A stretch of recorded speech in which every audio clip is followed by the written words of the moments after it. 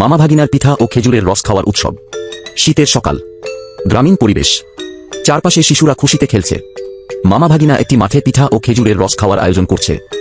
ভাইগনা উৎসাহ নিয়ে, মামা আজকে আমরা সবাইকে এমন আনন্দ দেব যে তারা এই শীতের সকাল ভুলতে পারবে না। মামা হাসি দিয়ে, ঠিক বলেছিস, ছোটদের হাসি দেখলেই তো মন ভরে যায়। চল আয়োজনটা শেষ করি।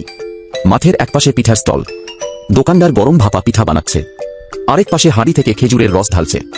শিশুরা লাইন দিয়ে দাঁড়িয়ে আছে।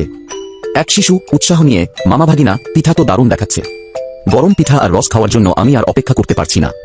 মামা হাসি দিয়ে, ঠিক আছে ঠিক আছে, সবাই পাবে, কিন্তু আগে আমাদের মজার গল্প শোনো। মামা ভাগিনা শিশুদের জন্য ছোট্ট গল্প শোনাচ্ছে। শিশুরা হাসছে আর মজা করছে। ভাইগনা মজা করে, এই শীতে ভাপা পিঠা আর খেজুরের রস না খেলে শীত ঠিকমতো উপভোগ করা হয় না, তাই না? শিশুরা একসঙ্গে, হ্যাঁ মামা একদম ঠিক। মামা হাসি দিয়ে, আর আমাদের কাজ হচ্ছে তোমাদের মুখে হাসি নিয়ে আসা। আজ সবাই পেট ভরে খাবে। শিশুরা পিঠা খাচ্ছে, রস পান করছে। এলাকার মানুষ এই দৃশ্য দেখে খুশি। গ্রামের একজন প্রবীণ মামার দিকে তাকিয়ে, মামা ভাগিনা তোমাদের এই উদ্যোগে আমরা খুবই আনন্দিত।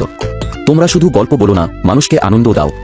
আরেকজন গ্রামবাসী উৎসাহ দিয়ে, এই উৎসব আমাদের এলাকায় যেন প্রতি শীতে হয়। মামা হাসি দিয়ে, আপনাদের দোয়া থাকলে আমরা এমন আয়োজন করতেই থাকব।